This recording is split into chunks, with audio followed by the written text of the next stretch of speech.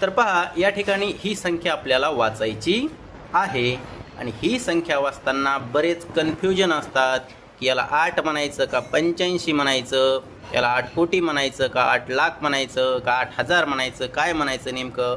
तर चला पाहूया व्हिडिओमध्ये. व्हिडिओ शेवटपर्यंत बघा. एकदम सोपी पद्धत सांगतो.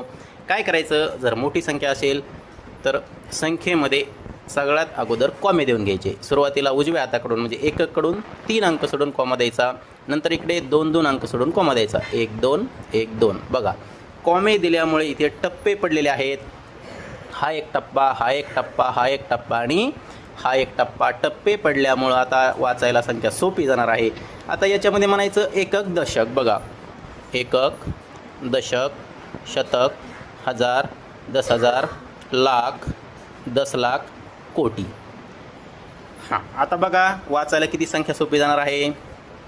तर बघा हे आहेत 8 कोटी. 8 कोटी.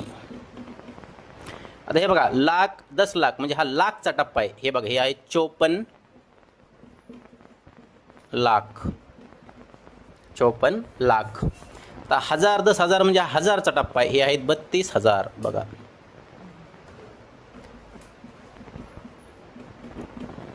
32,000. आता शे म्हणजे शतक असतं म्हणजे 800 आणि पुढचे आहेत 55.